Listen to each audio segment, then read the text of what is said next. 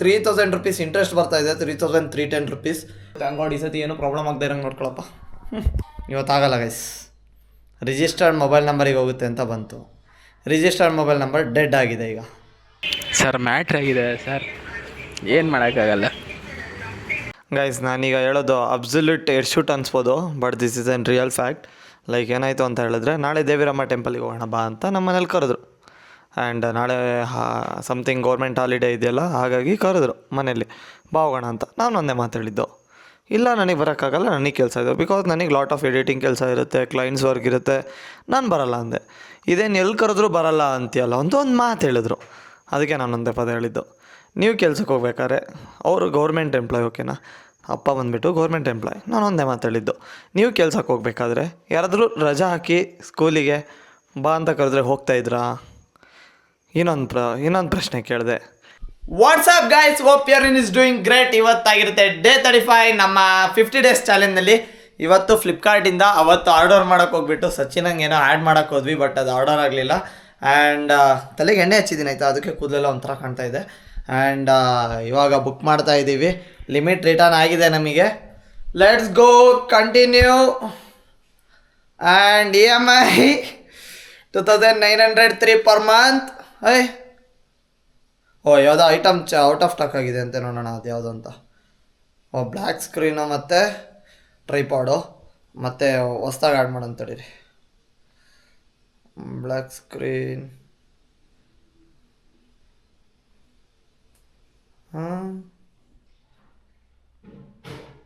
ಯಾವುದೋ ಮಿಸ್ ಆಯಿತು.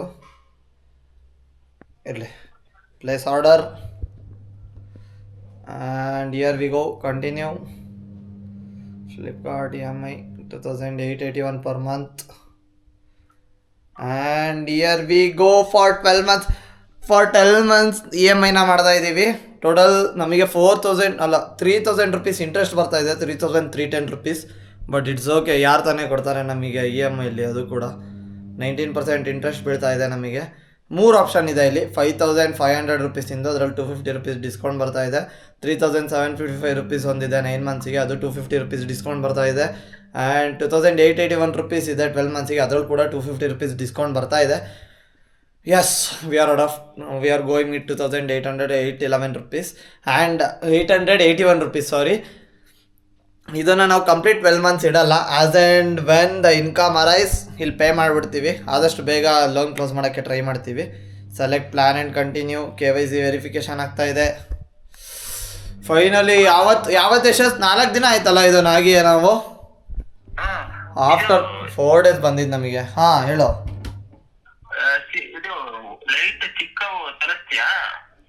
ಯಾವ್ದು ಹೇಳು? ಹಿಂದ್ಗಡೆ ಅದೇ ಪ್ಯಾನೆಲ್ಸ್ ಇಂದು ಡಿಸೈನ್ ಬರೋದು ಮತ್ತೆ.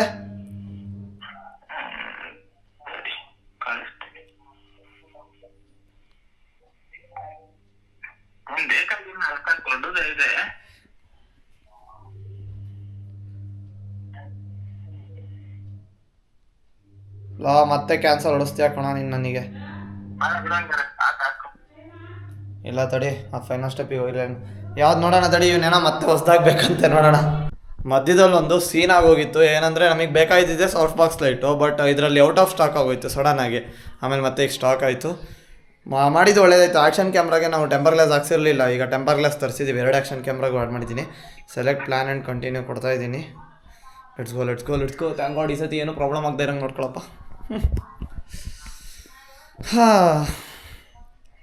Please do not close the window during the process. Connecting with lender. Good things take time. Shop more with Flipkart EMI. ಬೇಗ ಕಟ್ತೀವಿ, ಎದುರುಬೇಡಿ ಗಾಯ್ಸ್. EMI ಬೇಗ ಕ್ಲಿಯರ್ ಆಗುತ್ತೆ.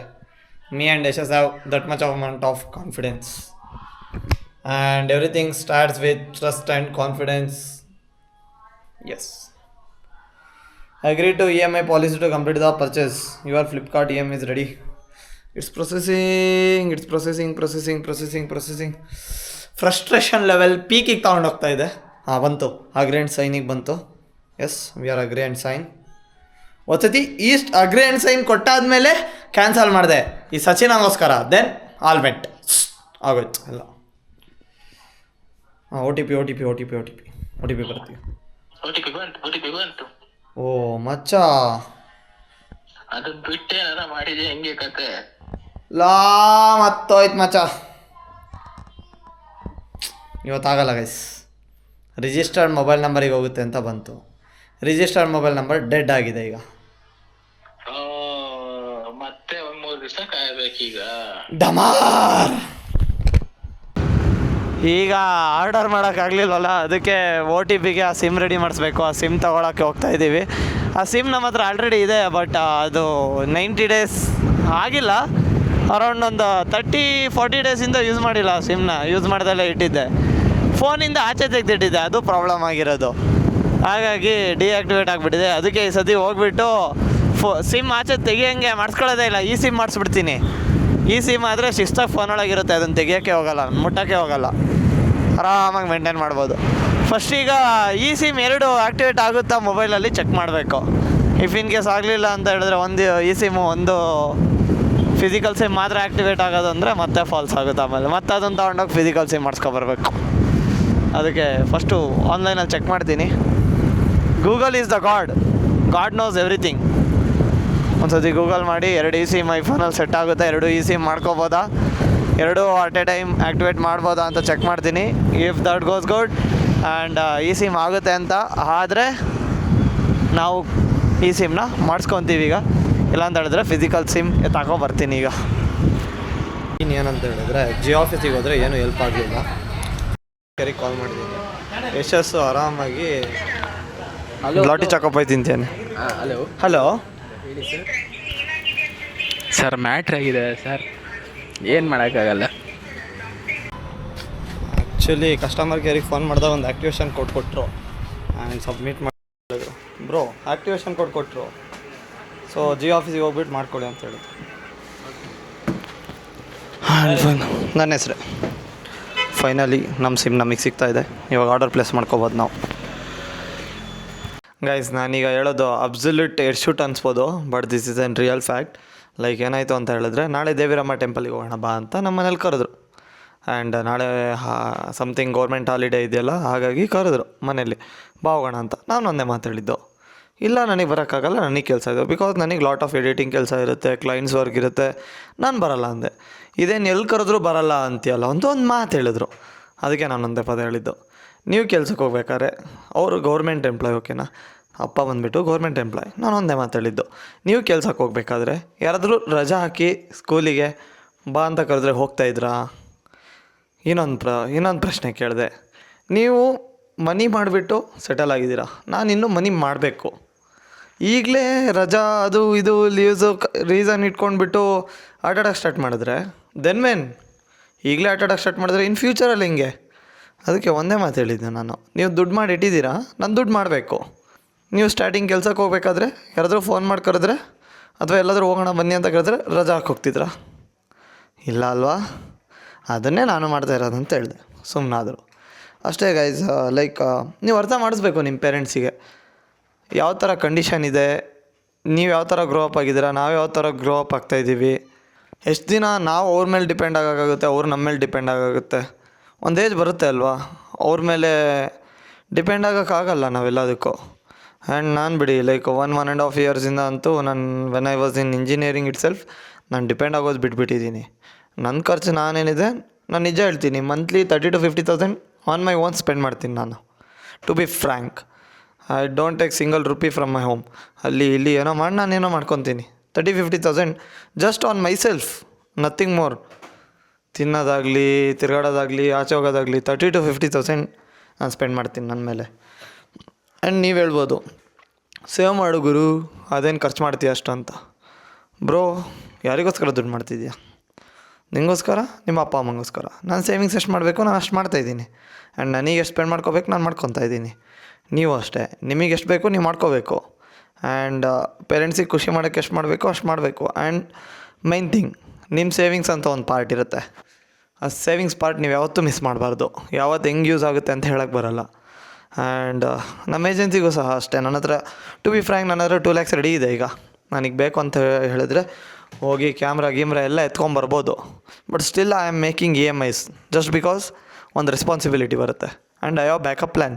ಯಾವುದೂ ಕಟ್ಟೋಕ್ಕಾಗಲಿಲ್ಲ ಅಂದರೆ ನನ್ನ ಹತ್ರ ಅಮೌಂಟ್ ರೆಡಿ ಇದೆ. ಹಾಗಂತ ಹೇಳ್ಬಿಟ್ಟು ನಾನು ಚೂರು ಕಟ್ಟೋಕ್ಕಾಗಿಲ್ಲ ಅಂತ ಹೇಳ್ಬಿಟ್ಟು ಅದನ್ನು ತೆಗಿಯಲ್ಲ ನಾನು. ಇನ್ನೂ ಸೇವ್ ಮಾಡ್ತಾನೆ ಹೋಗ್ತೀನಿ. ಆ ಅಮೌಂಟ್ನ ಯಾವತ್ತಿದ್ರೂ ತೆಗಿಯಲ್ಲ ನಾನು. ಅದು ಯಾವತ್ತಿದ್ರೂ ಸೇವಿಂಗ್ಸಲ್ಲೇ ಇರುತ್ತೆ. ಹಂಗೋ ಹಿಂಗೋ ಏನೋ ಮಾಡಿಬಿಟ್ಟು ಹೊಂಚಿಬಿಟ್ಟೆ ಕಟ್ಟೋದು ನಾನು. ಬಿಕಾಸ್ ದಟ್ಸ್ ಎ ರೆಸ್ಪಾನ್ಸಿಬಿಲಿಟಿ ನಾನು ಮಾಡ್ಕೊಂಡಿರೋದು. And I have to do that and I have to complete that. ನೀವು ಅಷ್ಟೇ. ಸಾಲ ಮಾಡಿ ಅಂತ ಹೇಳಲ್ಲ, ರೆಸ್ಪಾನ್ಸಿಬಿಲಿಟಿಗೋಸ್ಕರ ಸ್ವಲ್ಪ ಸ್ವಲ್ಪ ಮಾಡ್ಕೊಳ್ಳಿ. Just to get responsibility, nothing more. ಅದರಲ್ಲೇನೂ ತಪ್ಪಿಲ್ಲ. ಸಾಲ ಮಾಡ್ಕೊಳ್ಳೋದು, ಓಡೋಗೋದು, ಹಾಂ, this is not a good thing. ನಿಮ್ಮ ಕೈ ಮೀರಿ ಯಾವತ್ತೂ ಹೋಗಬಾರ್ದು. ಒಂದು ಮಾತಿದೆ, ಹಾಸಿಗೆ ಇದ್ದಷ್ಟು ಕಾಲು ಚಾಚ ಅಂತ. ನಾನು ಹಂಗಲ್ಲ, ಹಾಸಿಗೆನೇ ದೊಡ್ಡ ಮಾಡೋಣ, ಏನಂತೀರ? ಹಾಸಿಗೆನೇ ದೊಡ್ಡ ಮಾಡ್ಕೋಬೇಕು ಯಾವತ್ತಿದ್ರು. ಹಾಸಿಗೆ ಇದ್ದಷ್ಟು ಕಾಲು ಚಾಚಕ್ಕೆ ಹೋಗಬಾರ್ದು. This has to be done. Not like ಮೊದಲು ಒಂದಿತ್ತು ಕಾಲ, ಇದೆಲ್ಲ ಟ್ರೂ ಆಗೋ ಥರ. ಈಗ ಲೈಟಿಂಗಿಗೋಸ್ಕರ ನಾನು ಮಂಚ ಏರಿದ್ದೀನಿ. ಇಲ್ಲಿ ನೋಡಿ, ಇಲ್ಲಿ ಮಂಚ ಏರಿ ಇಲ್ಲಿ ಲೈಟ್ ಇದೆ. ಸೊ ಮುಖದ ಮೇಲೆ ಲೈಟ್ ಬೀಳುತ್ತೆ ಅಂತ ಹೇಳ್ಬಿಟ್ಟು ಮಂಚ ಏರಿ ನಿಂತ್ಕೊಂಡಿದ್ದೀನಿ. ಆ್ಯಂಡ್ ಗೈಸ್, ಎಸ್, ನೀವು ಅಷ್ಟೇ. ನಿಮ್ಮ ಪೇರೆಂಟ್ಸ್ ಅರ್ಥ ಮಾಡ್ಕೊತಾರೆ. ಅರ್ಥ ಮಾಡಿಸೋ ವೇ ಕರೆಕ್ಟಾಗಿರ್ಬೇಕಷ್ಟೆ. ಸುಮ್ಮನೆ ಸಿಟ್ಟು ಮಾಡೋದು, ರೇಗಾಡೋದು, ಆ್ಯಂಡ್ ದೆನ್ ಕೋಪ ಮಾಡ್ಕೊಳ್ಳೋದು, ಇದರಿಂದ ಏನೂ ಆಗೋಲ್ಲ. ನೀವು ಅರ್ಥ ಮಾಡಿಸೋ ವೇ ಇದೆಯಲ್ಲ, ದಟ್ಸ್ ಆ್ಯನ್ ಇಂಪಾರ್ಟೆಂಟ್. ಕರೆಕ್ಟಾಗಿ ಅರ್ಥ ಮಾಡಿಸಿ. ಓಕೆ, ಇದಾಗಿರುತ್ತೆ ನಮ್ಮ ಡೇ 35. ಇನ್ನಷ್ಟು ಚಾಲೆಂಜಸ್ ಆ್ಯಂಡ್ ಎಂಟರ್ಟೈನ್ಮೆಂಟ್ ಜೊತೆಗೆ ನಾನು ನಿಮಗೆ ಸಿಗ್ತೀನಿ ಡೇ 36 ಒಳಗೆ. ಅಲ್ಲಿ ತನಕ ಎಲ್ಲರೂ ಟೇಕ್ ಕೇರ್ ಆ್ಯಂಡ್ ಬೋಯ್.